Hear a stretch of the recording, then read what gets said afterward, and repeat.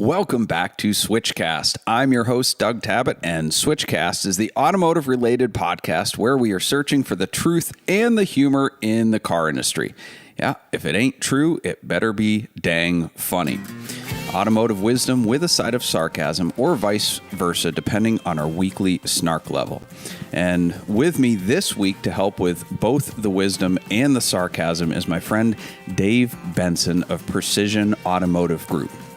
And you'll notice that I didn't say Switchcast Live. That's right. We are in the middle of our hiatus between Season 4 and Season 5 with a new format coming up.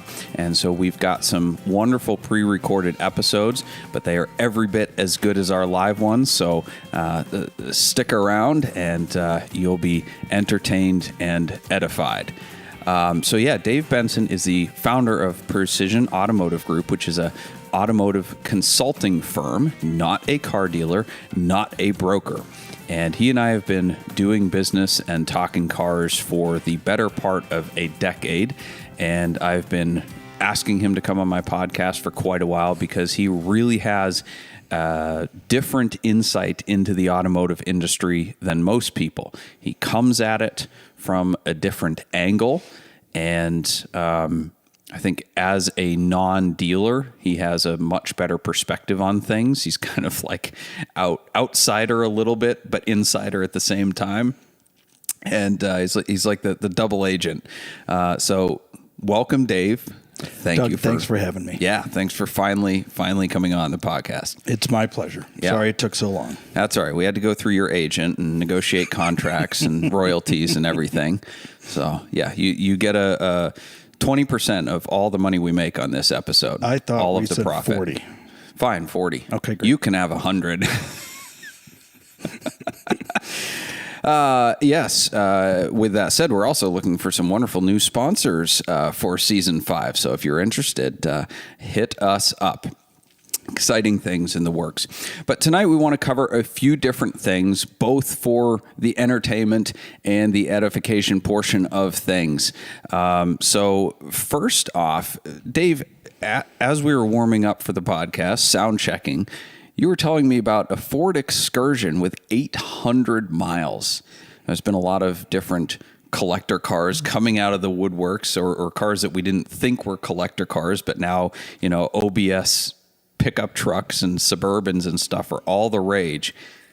And tell me about this Excursion, because I have one outside.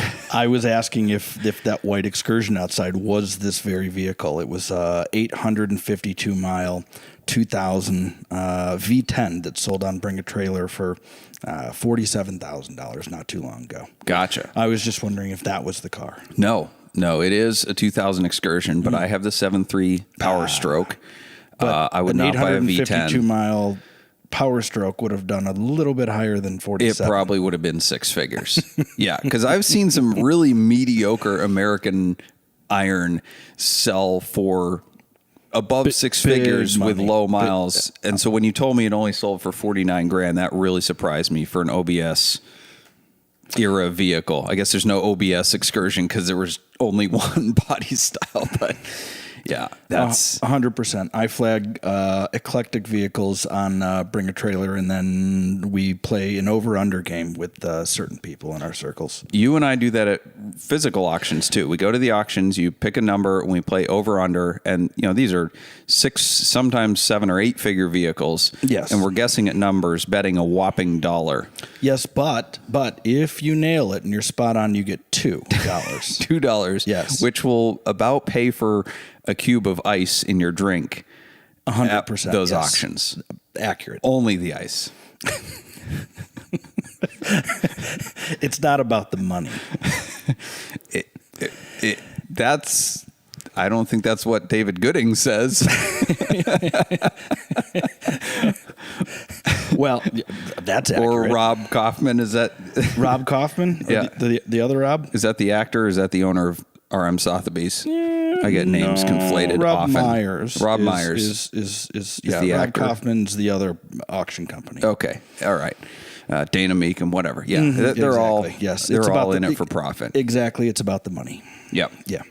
Well, it is a business. So speaking of auctions, one of the things we wanted to talk about, I wanted to talk about, and we do talk about in little bits and pieces, is just kind of a overview of the automotive auction scenery, because there have been a number of online auctions, both local and global, coming onto the scene, trying to make their mark and get a piece of the market. Bring a Trailer has succeeded in being the number one online auction, I believe, in the world. Accurate? Yep. Golly, if they've sold over 100,000 cars, I believe. I don't know. I mean, it's staggering the number that they've sold. They have 100 cars running every day, and they have approximately a 75% sell-through rate, which is staggering for that kind of volume. But there's a lot of people trying to kind of take the scraps and vie for number 2 or number 3 position. And then on the other hand, you also have the big physical auctions who are either growing exponentially or just struggling to maintain their little piece, and also playing in the online space as well. And you have Haggerty entering the online space. Just recently you have SBX, which is Supercar Blondie, every car nerd's favorite automotive expert. Could hear the... I wasn't laughing. What? Exactly. Some people were, maybe. I said with side of sarcasm. Anyway, whether or not, I guess regardless of what you think of her videos, she's in the car business now. So Dave, you have a lot of experience dealing with auctions. Let's talk about that a little bit. Yeah. I'm wearing an auction neutral shirt today. Stratus Auction, a defunct auction company, is that's my shirt. One of my favorite defunct ones, I will say. Not picking sides. We've bought and sold through all of the auction companies. And so, yeah, we do have some experience with each one of them. Okay, when you say we, what does that mean? So you're not a broker. Exactly. I say we on behalf of Precision clients. So we represent a number of individuals on the buy and the sell and the collecting side. And when I say we, I'm talking about my clients. Okay. But you will go to the auctions physically. You'll do the bidding. You've done the transactions. You're in the thick of it. Correct. Yes. Okay. But as their agent per se. Sure. So what do you think is the future of, let's talk about the online auction space first. Who do you think has an edge? What do you think that market is oversaturated? I feel like that's maybe an easy question, but. Yeah, I think that, in 2024, it's easy for us to look back and if we look back right now into pre-COVID era, right? Mm-hmm. Bring a Trailer was really the only one. There was some auction companies that wanted you to physically come to their sale. It was an event. You need to be there. You can't bid. Right? Some of them still charge a premium for online or phone bidding. You get a discount if you're in the room, right? Yep. And so pre-COVID, the idea of selling $100,000 plus cars online and only giving people 7 days in order to look at them, perform their due diligence, and decide how much they're going to bid was, out of the question. And now, fast forward to 2024, they being Bring a Trailer, absolutely are dominant in terms of online sales. And the auction companies are all, to varying degrees, doing a good job or not so good of a job in catching up to that. Some auctions are still very much, it's a better experience if you're there in the room. My stance on this has never changed. I don't like buying cars sight unseen, and sight unseen, in my opinion, is still, regardless of the wisdom found in the peanut gallery, right? The online commenters, I want to see it, or somebody that I know needs to see it, and so I'll call somebody like yourself, right? If we can't be there, and you've looked at cars for us before, you've been our eyes and our ears, and so. Somebody like yourself is very valuable to us, and that number one, I know I can trust you. Number two, you know what you're looking at. That's but in some sense, the 7 days of an auction is longer than the time you have for a physical auction, right? Because in a physical auction, so sure, you get the catalog a month in advance, you know what the car is, you can contact the specialist, you can do your research, but you can't like fly out to their facility and see it. You can't have a pre-purchase inspection done. Maybe you can. Okay, I'll let you. He's giving me the eye. But if you go to the auction, you've got a day or a couple hours to like go through it, especially if you're looking at multiple cars, and then you might notice something and you have to do more homework, go back to the records, call somebody, whatever. So I feel like that's almost a little bit more of a frenzy in order to do the due diligence. Yeah, you could make that argument, but I think I just did. Well, but here, you know what's going to be at a physical location long before you fly to wherever that may be, whether it's Monterey, California, or Amelia Island, or Miami. You know what's going to be there. So you've already done, a lot of your virtual due diligence prior to, showing up at the auction. When you go to a sale, it's you spend the first day going through cars. I do, at least for clients. And so we make a list, what I find interesting or what I think clients might find interesting. We discuss it. And then we do our due diligence prior to going to the sale. And then, once you're at the sale, you're a captured audience. You have all the cars in one physical location. And so whether or not your experts are there doesn't matter. If I'm there, I can call whoever I need to, yourself for modern GT Porsches. You know them better than anybody else. And so, we'll rely on somebody like you. Yeah. But it's still a clock is ticking scenario, which I think is the case with all the auctions. And I found it interesting, right? So as we're looking at the online auction space with everybody getting into it, and so far not that many getting out of it yet.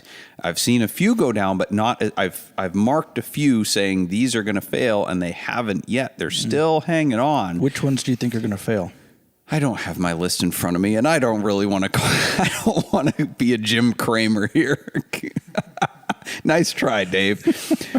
But honestly, Stratus, I thought they were going to do better than they did. They had good people. They had good cars. The way they presented them was fantastic.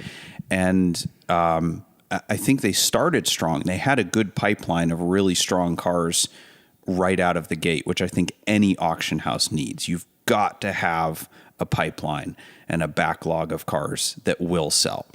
That will sell, being the key word. If you want to launch an online auction company, you can't have reserve not met. You need to make certain that first lot of cars that you have them pre-sold. Yeah, yeah.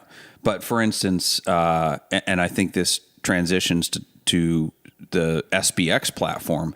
I look at her main competitor, at least when I thought of it, is she's ideally going after the super high-end specialty cars, right? Carving out a niche. She's not trying to compete with Bring a Trailer.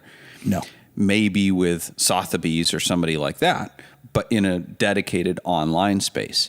But I thought of Joe Sacchi, who's a well-renowned hypercar broker. He tried the auction space for a little bit. He had a couple very good results, but now he's not doing it anymore.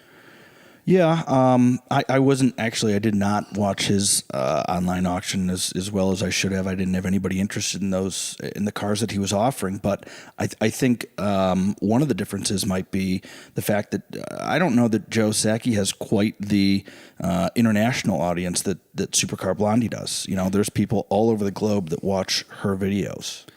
Right, but what's the demographic, right? So I would rather have Joe Sacchi's client list of maybe a couple thousand well-heeled, high net worth collectors than Supercar Blondie's couple million, 16-year-old, semi-adolescent males. I mean, come on. I haven't looked at her data of her, her analytics, but I can make a guess. Yeah, I think that's accurate. I think her results prove that you hit her demographics spot on as well, unfortunately. Yeah. So I was looking at her results today, or let's say SBX's results, because there are other people involved in that company. But she's the face of it. And obviously this is going to be delayed in terms of when you hear this podcast. We're filming it in end of May, but there was 6 sold vehicles on the site. They've been around a little over a month, probably a month and a half. Sounds about right. That's not enough. One of them was withdrawn. It was the best car. It was a Carrera GT. Of the other 5, 3 of them were Tesla Cybertrucks.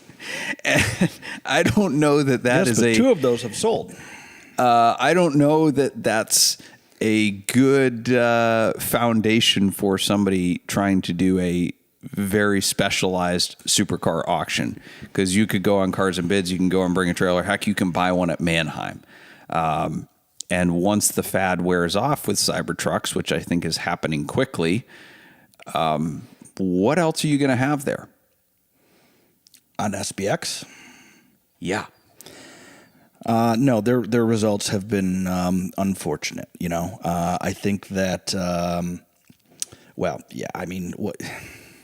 their results have 6 cars sold or 5 cars sold, and they've offered 30, 40, 50 cars, something like that. I think it's been, I say unfortunate because, I know one of the people there that's helping run the show, and, some of the cars are truly one-off. Some of the cars, you haven't seen too many other SP2s offered publicly. There's been a number on the private market, but the range that they gave on their SP2 was, that car should have sold, and it didn't. And in 2024, I can't tell you why. And that was going to be my question, right? Depending on the reserve or the estimate, we know that physical auctions do this, but I assume SBX probably did this as well. Did they have a bunch of super high-end cars that were on the platform but not really there to sell? No. Just for marketing purposes? I don't believe that. It could have been. I'm not that closely tied in where I can tell you, but, I think Dana's the only person I know of that can offer cars for sale at an auction, not sell them, and still do well. He's... They're talking Dana Meekum. Yeah, Meekum Auction Company is... Well, they're more of an entertainment company, just like Barrett-Jackson. Absolutely. Yeah. No, it's... Barrett-Jackson technically is an entertainment company. Their parent company that bought them out is an entertainment company. Okay. It's media rights. It's... Yeah. The media rights and, of course, how much you're going to charge your vendors to sell popcorn. Yeah, that all factors in. But Dana, the Meekum auctions are some of the most. You go to a bar, in the general vicinity of where we're sitting tonight, and most likely you're going to see a Meekum auction on the TV. And so it's the the advertising dollars that he's capturing, for cars that are not sold. And I'll also say that, the level of cars that you'll see brought at a Meekum auction has grown, not in terms of, the dollar amount, but the actual caliber of cars you see offered at a Meekum auction has grown for the first time in a number of years. I flew down to Kissimmee earlier this year, and they're real collector cars. They're not just boomer specials. I used to think it was crazy to see a Porsche GT3 or something of that kind of limited European demographic offered at Meekum. I'm like, why is this even there? In terms of like too nice of a car? No, just like the wrong demographic. Sure. It doesn't make sense. And now they're selling those sometimes for top dollar. Absolutely. So yeah. No, they run a tremendous business. Very different business model than a Gooding or an RM. Very different business model, right, than SBX. Yep. But they have real cars there now. Well, I shouldn't be too snarky, but I think Meekum's business model is to be profitable. That may be why it differs from some of the others. Are you saying not all auction companies are profitable, Doug? They can't be looking at the sale numbers. Just the cost to build out that kind of functionality on a website, that kind of security, that kind of, like, we had it priced out. It's 6 figures. And at least. Yeah. If you're going to run a sale at Monterey, you want to introduce an auction company and go to Monterey.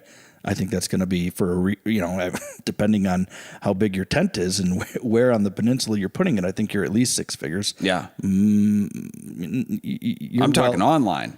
Oh, okay. Just to build out the online. Of course. Just before you even start. And then my friend Ed says that he's estimated the cost to acquire a buyer for these online auction companies starting up. It's approximately $5,000 per buyer as the amortized cost to acquire.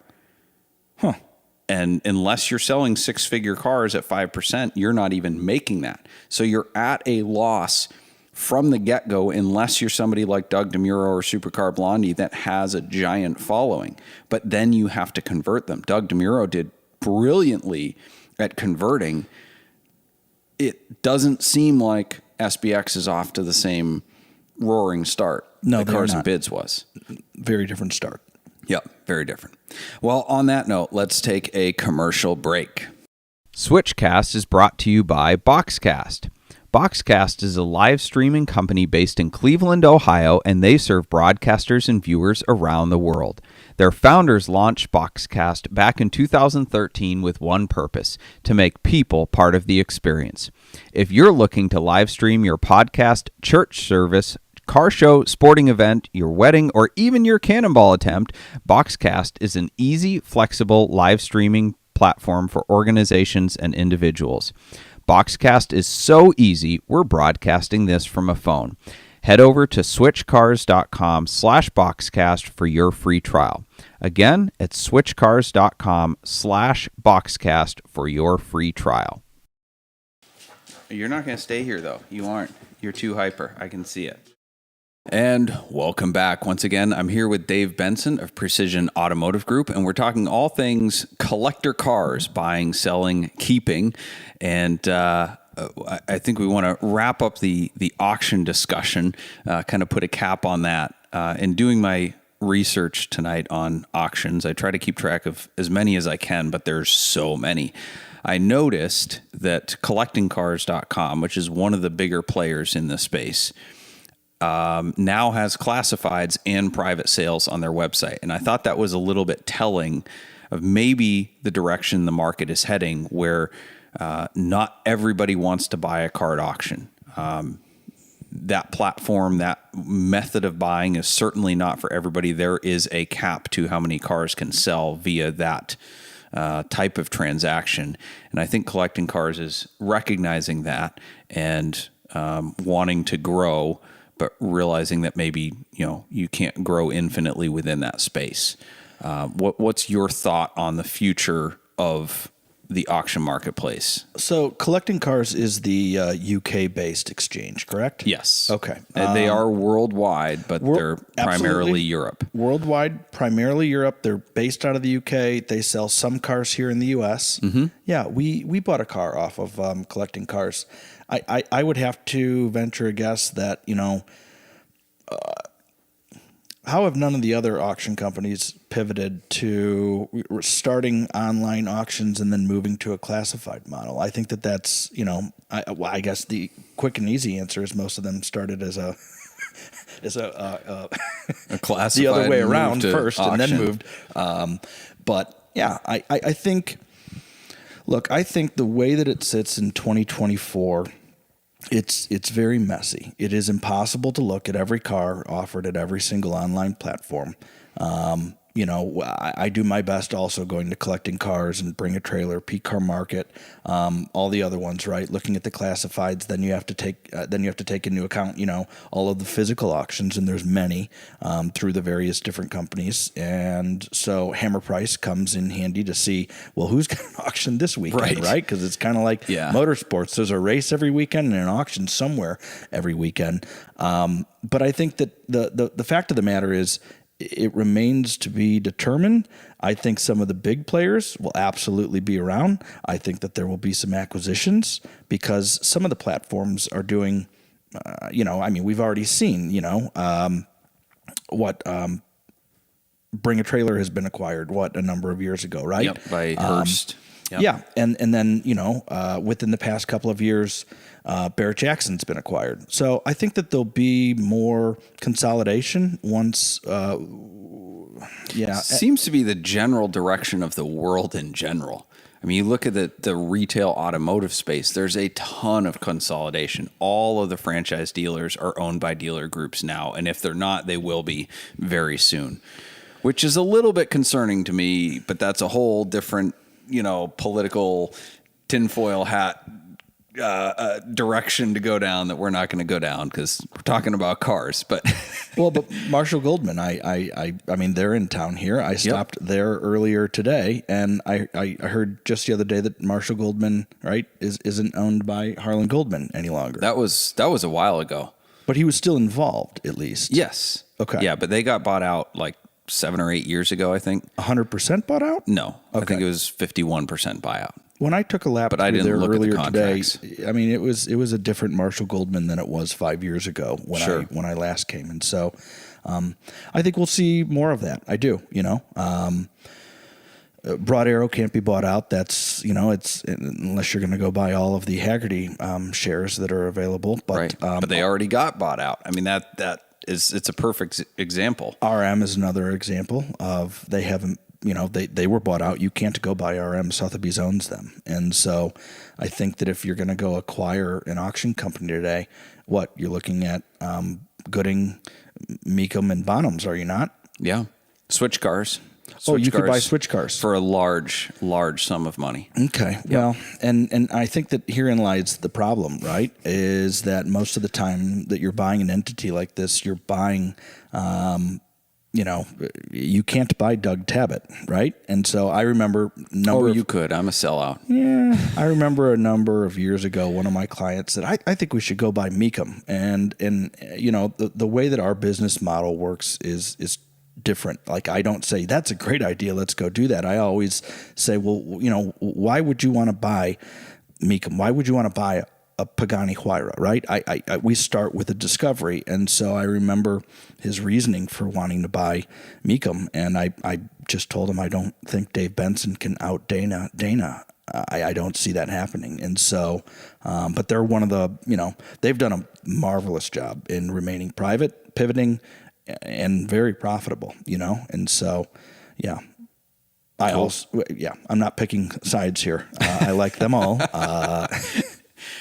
So talk about, and I do want to get into later on kind of how you do what you do. For those listening, we have purposefully in this podcast not gone after the who's who of the automotive space because anybody can have the celebrities on. That is not our model. Our model is to get the insider wisdom of the industry. And that's why Dave is here. He is the quintessential, nobody knows who he is except the people who need to know, and the people who need to know he's a big deal because he has the information and the expertise that they want. So I do want to unpack a little bit of what you do for people behind the scenes quietly at these auctions and managing these massive collections. I know you can't disclose who your clients are, but if people knew, I mean, they're people that people know and collections that people know. So it's really cool. And I've done a lot of business with you, and I don't even know who your clients are. That's how discreet you are. I just send the money to your company and everything's billed out and everything's hidden. And buyers on the cars I'm selling for your clients are like, well, who's the owner? I don't know. But the car's here and it's fantastic. So we'll get into that later. But let's talk about collector cars in general, right? So you advise your clients on maybe what they should buy, what they shouldn't buy, probably try to keep the emotions out of it. It's a persistent question in terms of not only the financial benefits or financial futures of collector cars, but just like kind of what should I buy? What are good buys? What is a good investment? Which that's a question I hate, right? Cars fundamentally are not good investments. At least that's my position. You deal with often the very upper echelon of these types of cars where they do tend to be maybe investments.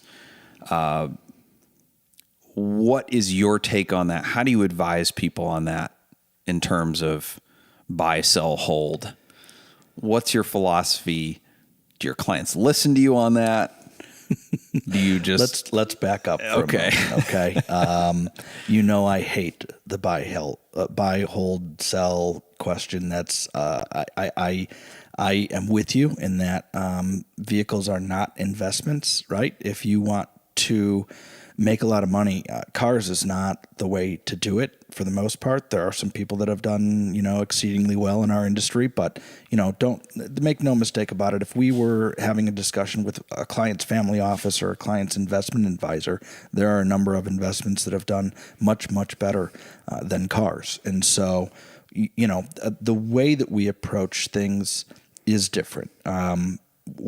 Regardless of what you want to do. You said buy, sell, hold. So if somebody comes and says, hey, that 3.8 GT3 that's up on the wall, I want to buy one of those. We'll start our discussion. I said, why would you want to buy a Pagani Huayra, which I've asked a client, I would start with, why do you want to buy that, Porsche 3.8 GT3? I would ask the question. So learning about who the client is, what cars mean to him or her.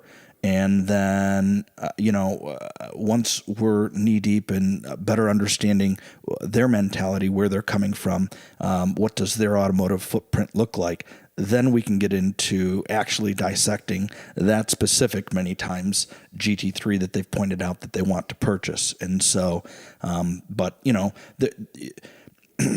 you can have a fantastic car that I would say you and I would both fall in love with, but it's the wrong car for the right person, or the right car for the wrong person, maybe, right? So you can't just, I don't play automotive matchmaker. That's not what we do.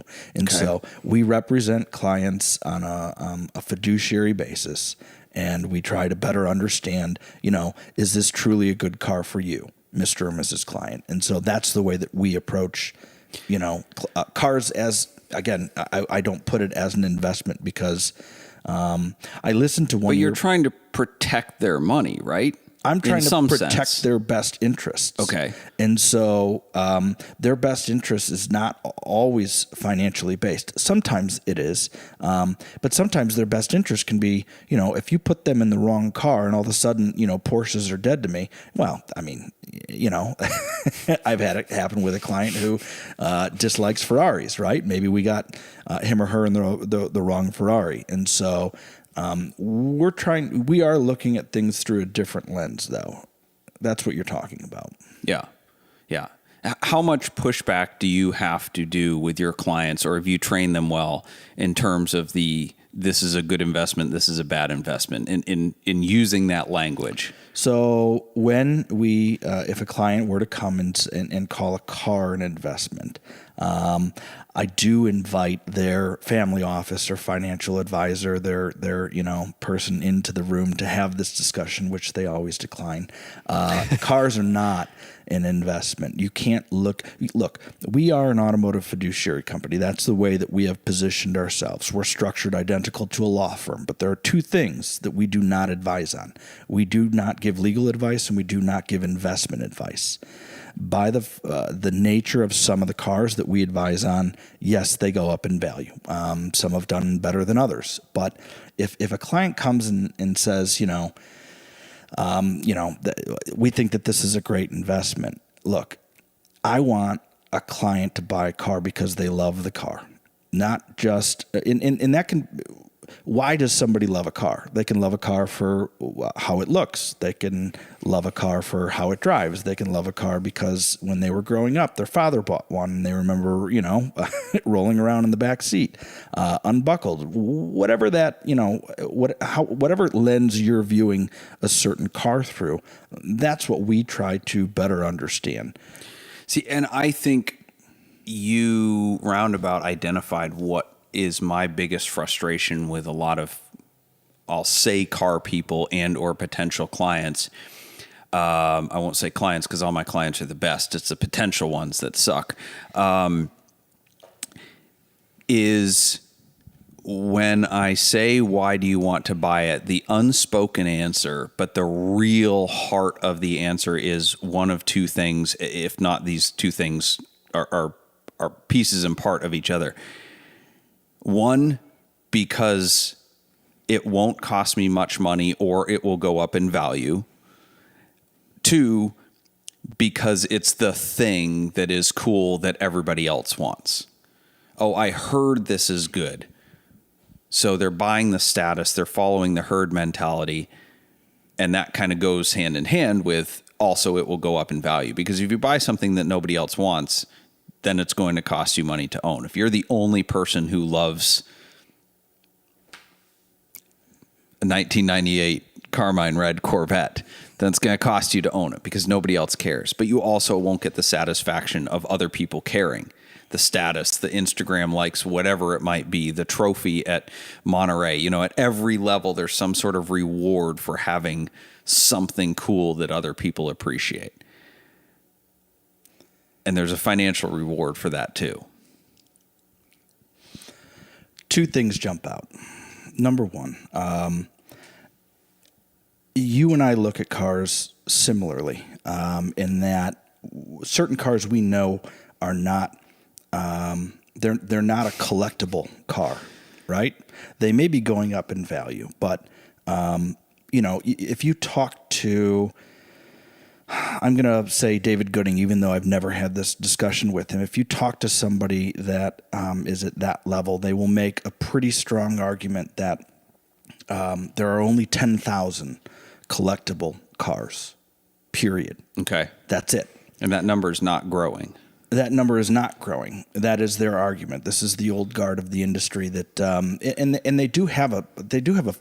they've got a well-based argument, is what I'll say. I've listened to it. I don't agree with 100% of it, but we talked about this the other day. If you look at how many 911s were made in 1967, right? By the nature of it, you can't say, or I think we talked about F40s or Gullwings or right.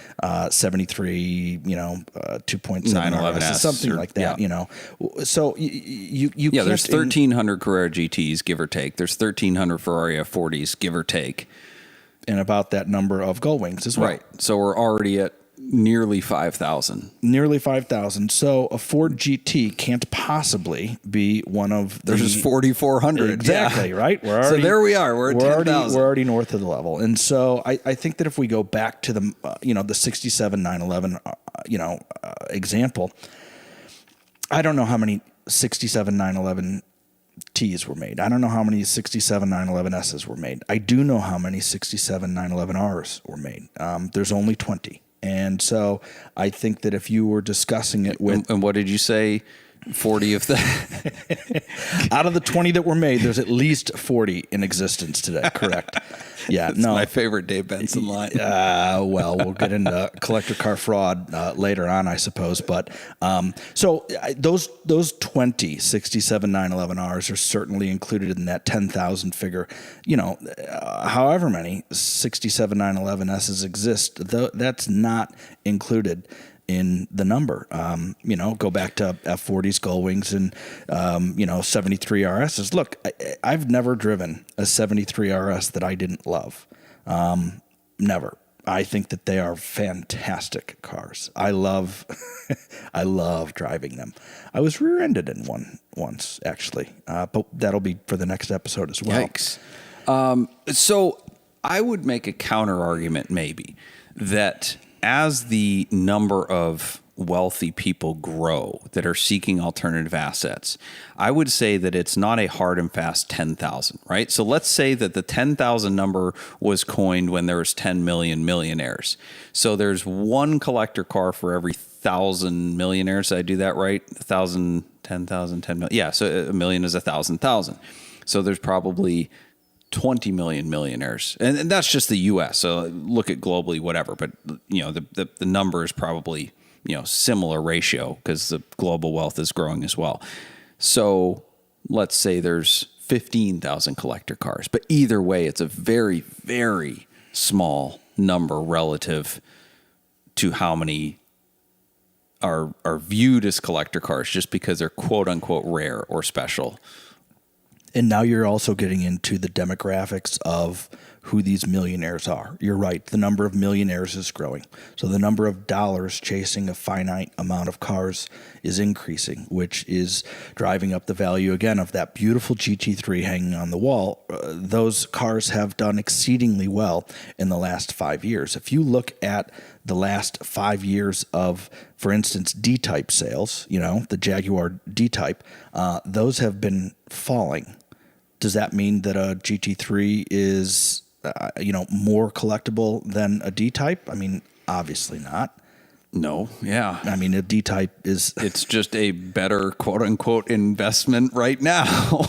A better investment right now. Right, yeah. No, and there's things that you can do with a GT3 that you wouldn't do with a D-Type. You wouldn't take a D-Type out for a grocery run. You would with a GT3. And so I think that, Try me.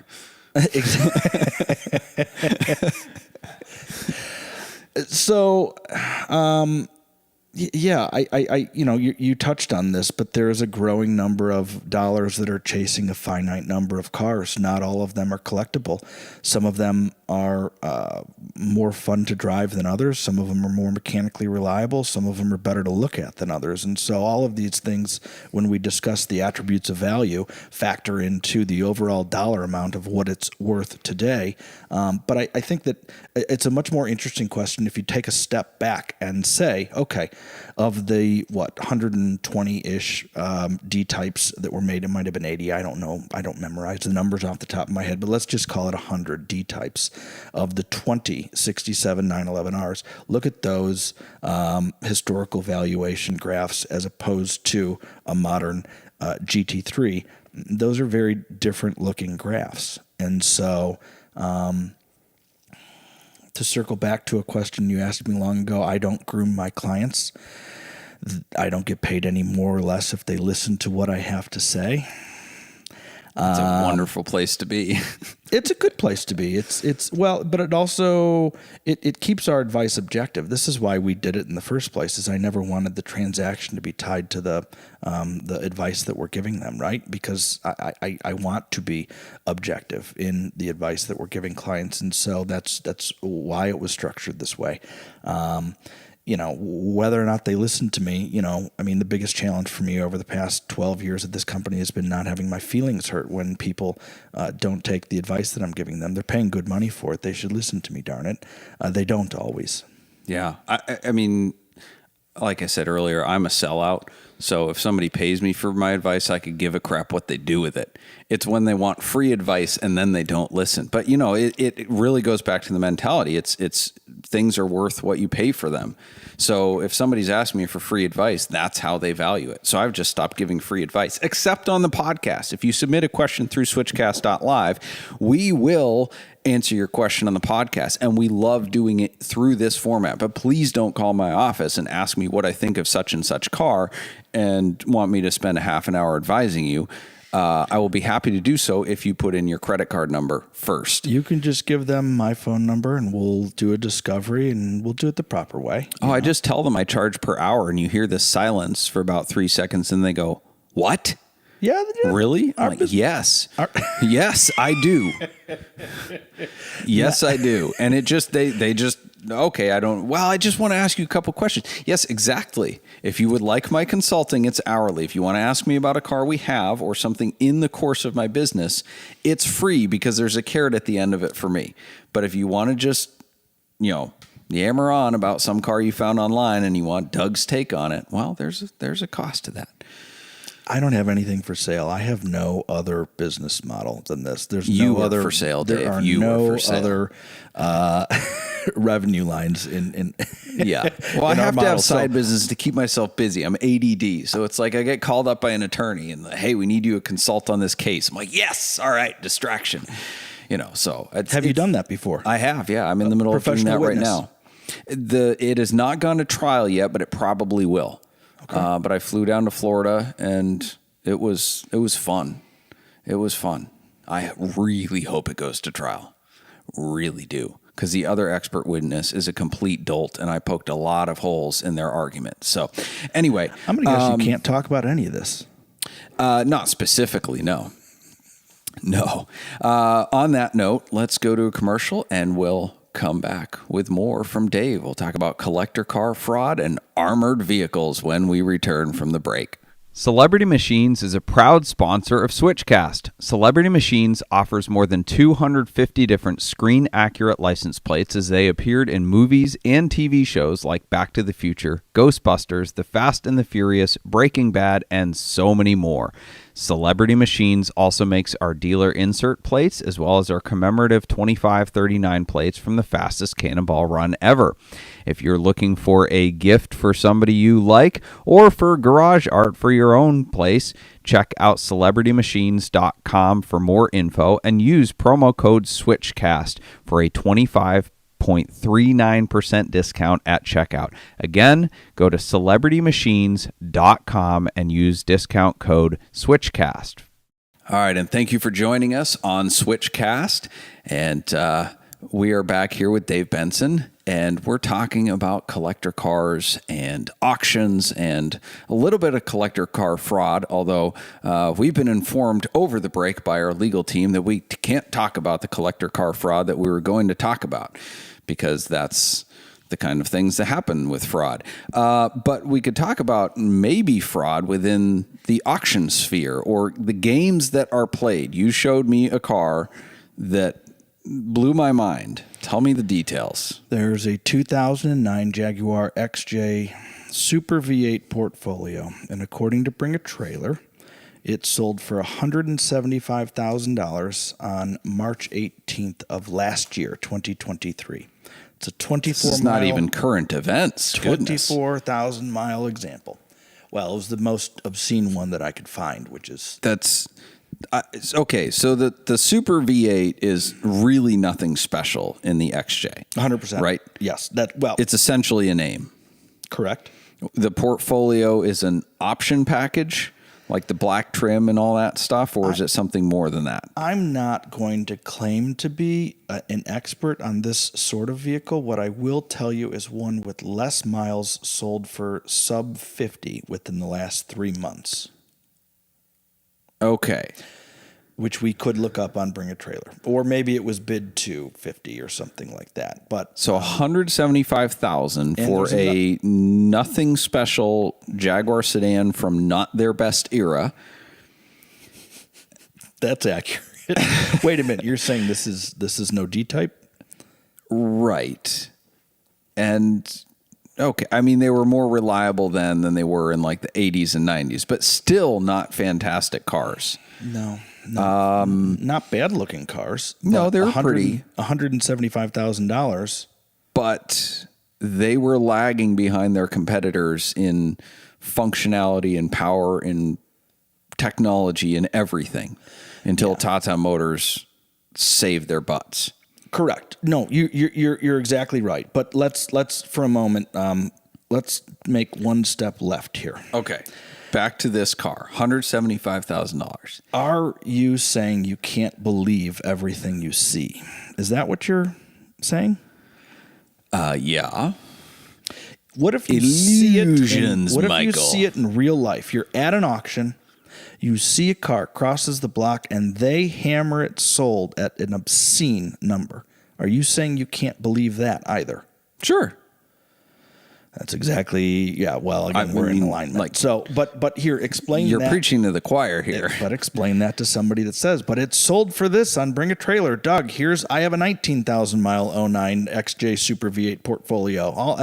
Put a 160 reserve on it. You should be able to sell it. It's lower miles. Well, let's look at, like a detective analyzing a crime, right? You look for motive. What does somebody have to benefit?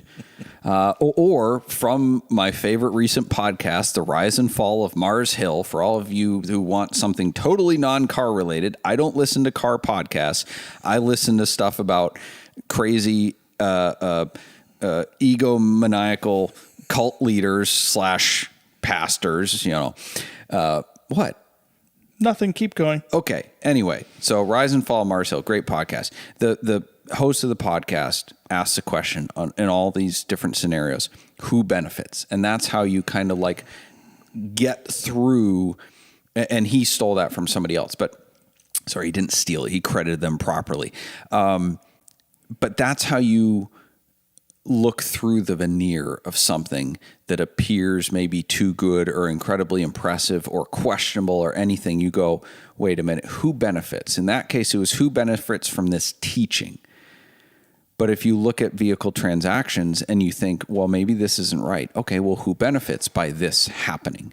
The auction company could benefit by having the ability to publish a record sale. It's good marketing for them. Of course. The seller could benefit because they have 10 other ones stored away in a warehouse that now that they've created an artificial market for. The buyer could even benefit if there is a real buyer. If they decided, well, we're going to prearrange a deal at $75,000 because that's an astronomical number to start with, but I want to have instant equity in my car. So we're going to make this hammer at 175 and therefore drive up the value or the perceived value of the car I just bought. So there's a lot of people that can benefit in things being not as they seem. I think what your listeners need to know is that you and I being in the industry, we both know that this happens. We know that this happens. We're not saying this is what happened for this specific car. Right. But we know that there are instances where, hey, you and I both know the car's worth 50, 75, pick a number. You buy it for this, and I am going to, we'll sell it on Bring a Trailer. We'll sell it on some other auction company, and we will hammer it sold much higher than you bought it for. We know that this happens. Yep. And it is not auction specific because I told a story about shill bidding on Bring a Trailer that went completely viral and people were out with pitchforks against Bring a Trailer. And I said, no. This is not them. This is the people. They will utilize any potential format, and it happens across all venues. It's greed. It is pure and simple greed. That is capitalism. Listen, there's nothing wrong with capitalism, but there is something wrong with greed, and so. But yes, that's what drives this at the end of the day. Yeah, I think that's what drives most collector car fraud, isn't it? We talked about of the 20 cars that exist, there's 40 in existence today. How does something like that happen, right? You pick a race car. Back in the day, a car was being raced at this weird 24-hour race in somewhere, Nowhereville, France. And, who would have thought 50 years later that car would have historical value, right? But now anything that raced at Le Mans, you pick a car and you say, well, what's this car? What's this car? Anything. What is this car worth? Well, did it race at Le Mans? Because there is a Le Mans X factor that goes into certain But they old threw race him cars. out. I was just reading earlier today about Tom Mead.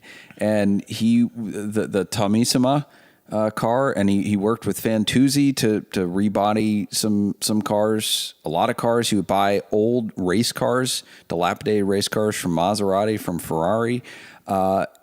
He went to the Maserati factory, and they didn't want to sell him their old race cars because they said, no, we won't sell these to clients. They literally just put them in the swamp because they were used race cars. Who wants those? We don't even want to put our name on them.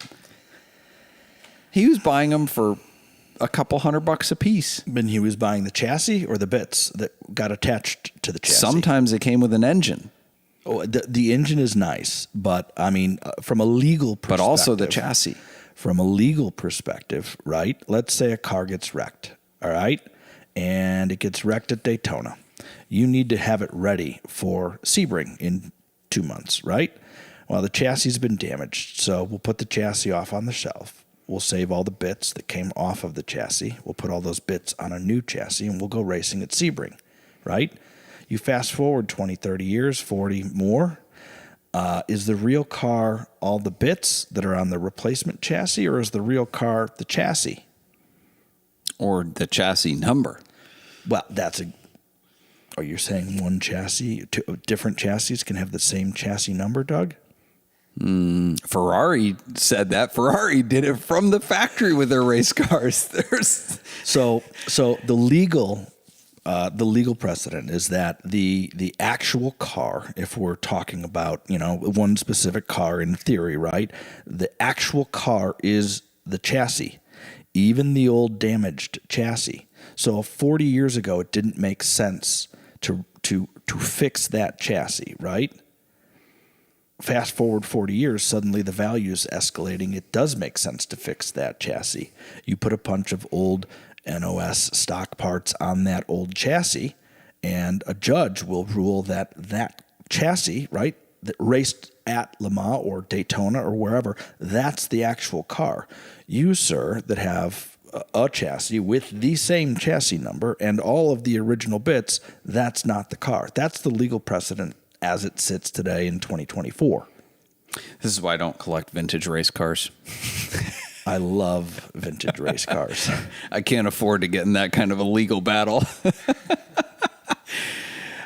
Speaking of legal battles, let's, taking law into your own hands, let's talk a little bit about armored vehicles. You brought this up in our pre-show prep. I thought it was interesting because the only experience I have with armored cars is like, I remember reading in DuPont Registry when I was a kid and seeing those ads, right next to the Dobermans, the trained Dobermans, and the, executive dating services. But you would have armored Cadillacs and Hummer H1s. And I'm just like, that's incredibly cool, but who would ever need that? But you're seeing a resurgence in that market. Yeah, we've built a couple of them over the years. We've advised on more than a couple. But I will say for ultra high net worth individuals, we are seeing people have just in case cars. I mean, you read about the bunkers being built for certain people. I don't know. Maybe you haven't read about that, but there are end of world. This bunkers. Is my bunker. It's just above ground. No, bunkers are below ground. This won't survive a zombie apocalypse, but that's okay. I have enough whiskey to drown the pain out. That's exactly it. You have a dog and guns and whiskey, and certain of our clients have armored vehicles, and so we're seeing more armored vehicles in the hands of civilians today. And we advise on that because, as I started to do the research, Doug, there's nothing stopping you and I from starting an armoring company here in Ohio. Tomorrow we can go buy ballistic grade steel and, we could start ballistic glass and steel, and there's a lot that goes into it. Sure. And so, that was fun for us to be able to go through and determine which vendors are building, good armored vehicles and which ones are building, not so great armored vehicles. I have a feeling they're kind of like limo companies. Like, I don't ever want to ride in a limo because I know a lot of them they just cut them and then weld steel beams. And I look at the body work on some of them in between the front and the rear, and it's got more waves than the Pacific Ocean. It's pretty sketchy. So I couldn't imagine. I mean, that's just a limo going to, out for a night on the town. I couldn't imagine expecting a vehicle to protect me from, protesters or whatnot. Well, this is the kidnappers. This is the interesting thing about our industry is that there's really no governing body. There are lots of Google, armored vehicles or who builds the best armored vehicle. I mean, there's a lot of armoring companies out there. And from the research that I did, there's two that have, current contracts with the United States Secret Service, which is who oversees armored vehicle builds, both for our government and for, foreign dignitaries. And so, diving in to see what caliber of armored vehicles certain vendors build. I've viewed, north of 5, armored vehicle manufacturing plants, and there is a huge difference, not just in the build quality, but in the actual, testing that they do to determine, what caliber. Did you get to test these out? Oh, yeah, I drove several of them. Oh, you didn't get to shoot guns at them and stuff? No, we didn't do that. No, they don't allow us to do that. But I still have to say, though, that is one of the coolest jobs out there, that you got paid by the hour to go look at armored vehicle manufacturing. Yeah, by several different clients. That's awesome. Yeah. It was a lot of fun. It was a lot of That's fun. pretty There's cool. no doubt. That's pretty cool. So let's touch briefly, as we are running up against the clock, let's touch briefly on your general business model. You've alluded to it throughout the podcast tonight, but you get paid by the hour. You do not take a cut of any deal. You're not transactionally rewarded. Never. You are purely hourly. Is that it? Yeah, we were given the model by a fee-only wealth advisor, and it's he said you want to be an automotive fiduciary, and I didn't know what the word fiduciary meant at the time, and so I Googled it and found out that a fiduciary is basically somebody with a legal obligation to do what's in the best interest of their client, mainly what an attorney, right? And so that was the way that we structured the company was an automotive fiduciary company. We wanted to advise clients on an hourly basis, as it pertained to vehicles. That's what we set out to do. We don't just do vehicles today, but I mean, in my mind, I was going to be working with the Jerry Seinfelds of the world and the Jay Lenos, right? Because they have the best 2-car collections in all of the country. That was what I thought, 15 years ago or whatever. And so, that was what we set out to do. We charge an upfront retainer. We bill by the hour against that retainer. And when it's 75% consumed, you get another invoice, and it's your choice if you want to pay it or not. That's the way that our business model works. And so we represent a variety of different individuals. Some of them care deeply about cars. Some of them care nothing about cars, but they all know that we are representing their best interests. And so that's the way that our business model works. The only thing I'll say is, as it sits, in 2024, roughly 20% of what we advise on is should I buy this or should I sell this? It's the other 80% is, a lot of motorsports, armored vehicles, collection management, vendor management, right? And so that's what we do a lot of today. Interesting. Yeah. So your ear is to the ground on trustworthy vendors, dealers. You're trying to help them avoid situations like CNC Exotics. 100%. They buy a vehicle, yes, exactly. and the title doesn't show up. So that is probably the biggest responsibility of your job, is making sure not, is this a good buy, a bad buy? Am I going to make or lose money on this? But am I going to get fraudulated? Yeah. And, COVID has been interesting for us because vendor management was never easy. Vendor management has gotten exceedingly difficult, during COVID. I believe we're in post-COVID. I don't know exactly when post-COVID began, but vendor management is a large amount of what we do. There are healthy dealers and there are unhealthy dealers. There are healthy auction companies and there are unhealthy auction companies. Same for insurance brokers, same for restoration companies, same for detailers. And so down on the list you go, vendor management is a large portion of what we do. Yeah. And it's tough to know who's unhealthy until oftentimes too late. It's very tough to know because there's a lot of great companies that have little mismanagements or whatnot and become bad companies. For instance, Celine, I got a Facebook ad again. Celine is looking for another round of funding again to get their S2 or S3 or whatever it is out on the market, which we covered this on the podcast like a year ago, and they didn't raise anywhere near what they needed to. And people are just like, come on, this is a joke. Where at is this point. Celine based out of? No, they're California, Detroit. I think. I think they're in California now. With, Well, they used to. What's the one that's in Texas? Is that Hennessy? Hennessy, yeah. Hennessy, okay. Yeah, and he's got a checkered past with bankruptcies and restarting businesses and stuff like that. Some of the largest dealers in North America have a checkered past, Doug. Yeah, but is it the means to the end where now they're healthy, or is it this is how they are and who their character is, and it's only a matter of time before someone gets burnt again? Early on in my career, I went to work for a large dealer group that is no longer around. But the advice that I was given at the time was basically, the person that ran the company has got a small list. He's got a short list of clients, and he treats those clients really well. He will always take care of them.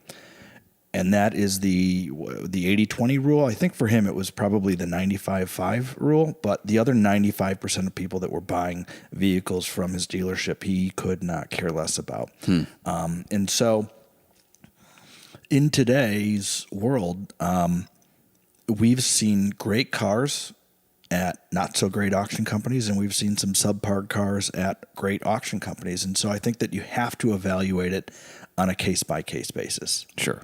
And that's with cars, that's with armoring facilities, and that's with insurance companies, I suppose. But, we digress. Indeed. Well, it's time for the props and flops. Even though we didn't have the Shrewd Negotiator and Scaminator and other fun segments this week, we will do the props and flops brought to you by Switch Cars. Switch Cars is the Shrewd Negotiator. Shrewd Negotiator? But I do like Shrewdinator.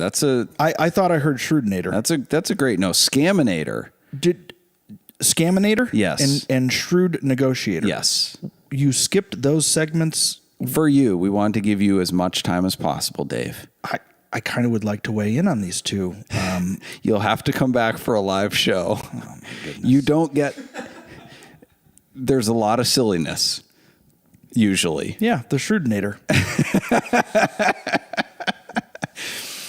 Switch Cars is the enthusiast dealership where we buy, sell, service, and store primarily cars that we enjoy ourselves. Check out our hand-picked inventory at switchcars.com. And Dave Benston, our guest, his pick of the week from Switch Cars inventory is the Aubergine 911 that I saw. A 73E? 73T. 73T. I wish it was an E. It would be worth six figures. Yeah, look, that car was born Aubergine. It's got a 4-speed, not a 5-speed. I didn't know that was an option. Neither of us knew that was an option. I think when you bought it, you didn't know it was an option. But, here. But it's matching numbers. I liked that car. I think that if we had more time. See, for me, I have to drive the car. Auction companies hate me. I show up and I'm like, yep, these are the cars. I have to drive them. And they're like,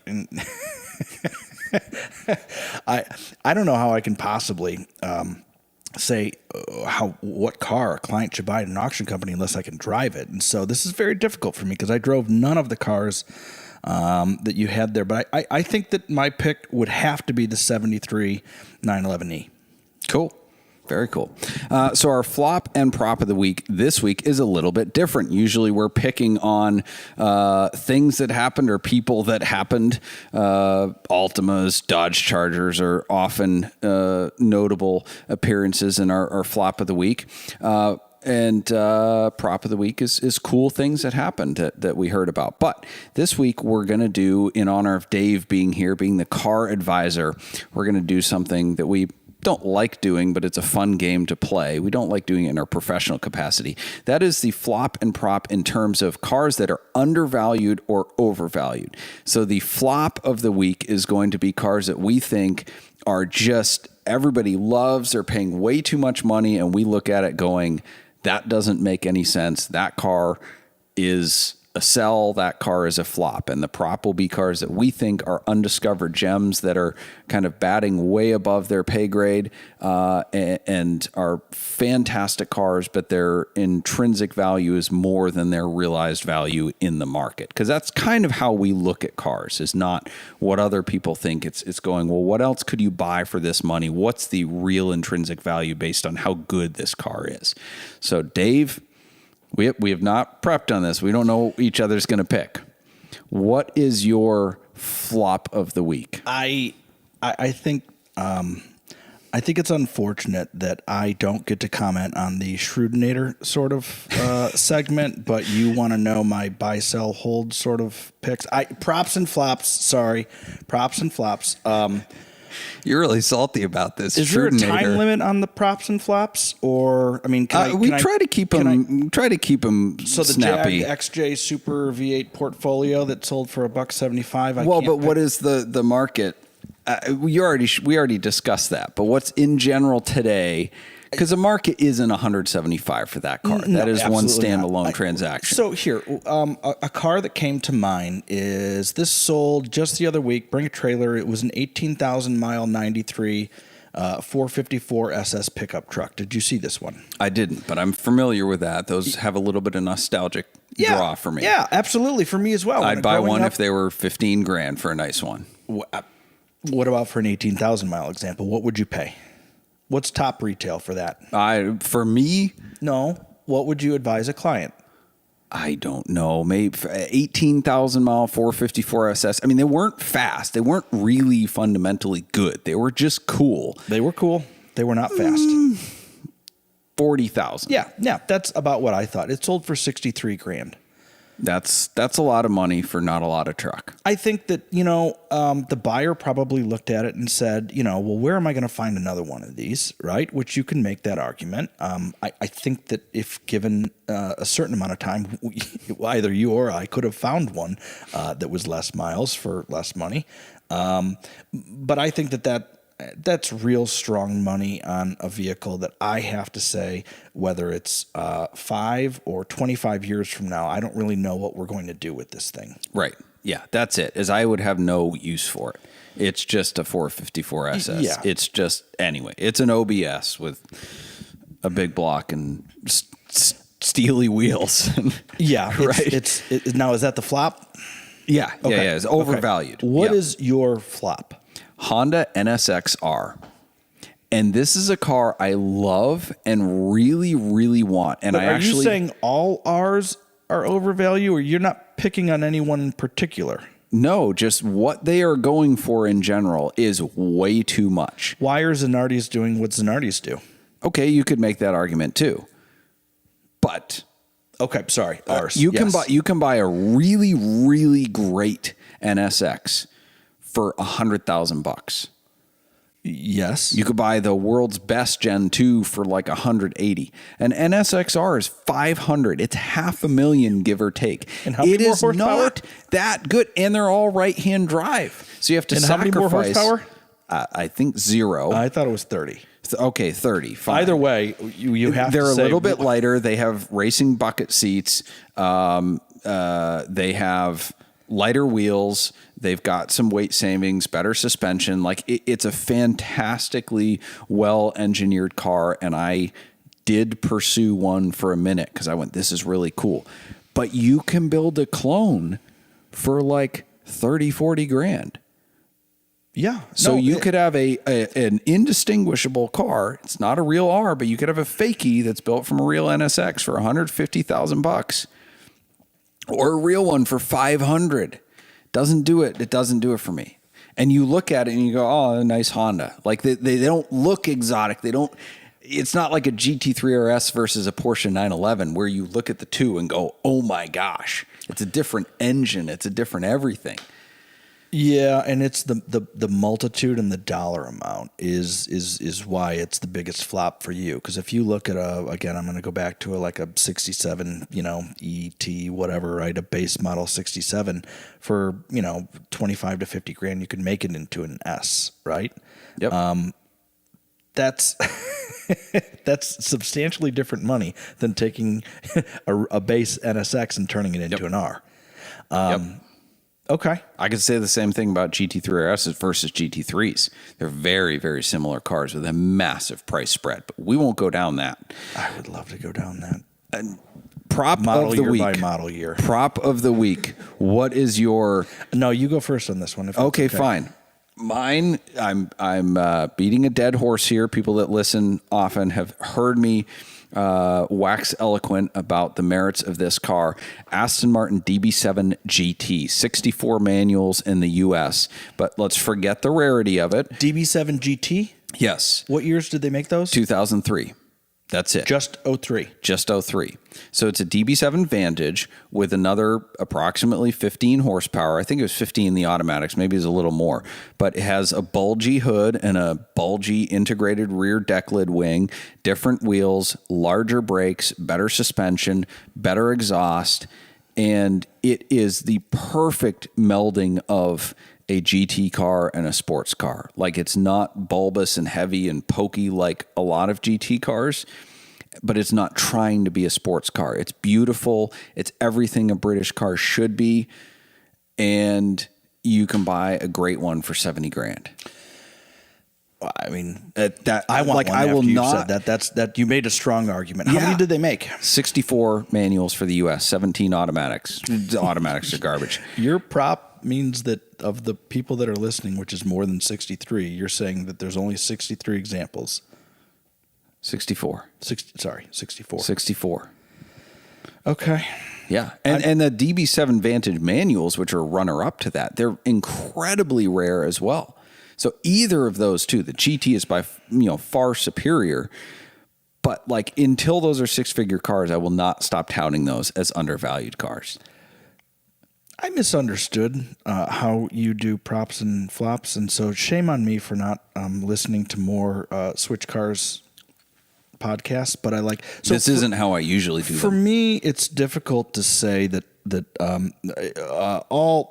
I picked on E39s for a moment. I love BMWs. I love Porsches. I love Ferraris. I have clients that are into a lot of different cars. We didn't even talk about the stolen Alpha 8C. No, it's another one. The $20 million stolen car, which was underinsured. That'd make a great headline. We'll get to 8Cs in the segment 2. But so for me, it's difficult to pick on any one particular car because. If you want to nail me down later, I suppose you could. But like, if you talk about E39 M5s, there's a lot of them, Doug. Mm-hmm. They made a lot of those cars, and you and I both know you can go buy an E39 M5 for $25 grand. High miles, but yes, and you can go buy an E39. One owner, paint to sample, 900 mile individual. Come on, use the right terms. About. Yeah, for 150, 200 I can't call grand. It paint to sample. I think it's individual in BMWs. I'm gonna call every single one-off color paint to sample. I'm building a paint to sample for a not Porsche right now. I've never used the correct vernacular with the manufacturer, but that's besides the point. Again, they don't care as long as you're writing the check. My clients write the check, but still, what's a one-off color 950 mile one owner 03 M5 worth, right? I guess depending on the color, we could make the argument like that. You're talking about a $200,000 to $300,000 plus car, probably, depending on, which is insane. Which is insane for the amount of money because they're. Let's be honest, a 950 mile car and a 200,000 mile car, they're going to drive differently, but they still have the same basic fundamentals that like the fundamental driving dynamics of those cars. Well, but nobody's going to drive a 950 mile car. Well, and I've had this argument with clients for any variety of cars, right? But how low of miles on an F40 is too low, right? How many miles? A whole other discussion. How many miles are you going to drive it, and this, that, and the other thing? And so so we have flop and flop for you. Do you? No. It's not a flop. It's no. This is is a prop. This is my driver E39 is the prop. This is my argument for E39 M5s. There is a multitude. We're talking about 10x between between cheapest to best. Right? That's a big spread. When you go into collector car territory, there is no other spread like this today. It doesn't exist. The cheapest D-type and the most expensive D-type, we're not at 10x. Today as we sit, almost all of them are at 1 or less. We'll say, yeah, 1, maybe 2, depending on. Yeah. This is. So here, with a few exceptions, they're 250 GTOs. They made 36 of them. Let's just agree on that number for a moment. There's 6, as we sit, available for sale today. 6. That's like waking up tomorrow, right? And it's like waking up tomorrow, Doug Tabbitt, and you say, "Oh, you want a 2016 911R? Okay, that's great. There's 165 of them available. Which one would you like?" Yeah, it's unprecedented. Ooh, I can buy one for sticker. It's unprecedented for a 2016 911R, right? Those are great driving cars. I love them. But like if you look at 250 GTOs, and so I think that my prop pick, forgive me, has to be you should, depending on what you're going to use it for, I could make a strong argument that you should buy the best car for any given particular make, model, trim level that you love, right? Like, I think you should buy that car if you can afford it, depending on what you're going to do with it. Now, if you're going to daily, your M5, don't buy the one owner 950 mile car. I would never, right? So I have to have these arguments with clients about how many miles you're going to put on your F40, but your Gull Wing, it doesn't really matter because original mileage Gull Wings we're not going to drive in the first place. Yeah. And so, yeah. Dave went all philosophical on us, but it's great advice. I just wanted a car. Just pick a dang car, and Dave goes, "Welcome to the lives of my clients. This is what happens. They have this is what happens when you get paid basis. hourly. It's amazing. I have a job. I can't have conversations with attorneys because, man, when they're on the clock, holy crap! Don't you dare. You're an automotive attorney. I love my right attorney. here. It's a good thing we had a deadline for this podcast. Anyway, thank you all for joining us. If you want to get in touch with Dave, are you intouchable? Do you have social media? How do people find you? I'm not on social media by design. I can't post about most Precision Automotive Group. If you go to pagcars.com, PAG stands for Precision Automotive Group. All right. Yeah, pagcars.com, that's us. And what's your hourly rate? Do you disclose that? It depends on... If you have to ask, you can't afford it. No. Just like Ferraris. We do not discriminate based on the type of car you're into or your net worth. We have... I have a good network that we can lean on, and regardless of what you're into, we'd be happy to serve you. Excellent. Well, thank you for being here, Dave. I appreciate it. Thank you to our sponsors, Boxcast, Nuts for Sticks, Switch Cars, Celebrity Machines, Parallel Printworks, and Stephen Holm Woodworking, and our producer, Ethan Huffnagel. Thank you, Ethan. Our bumper music is provided by Emily and Ivory. You can stream their full album on Spotify or SoundCloud. This episode will be available next Monday in audio format wherever you listen to podcasts. Thank you for listening, and we'll see you next Wednesday at 8 p.m. as we look forward to edifying, educating, and entertaining you on the drive of your life.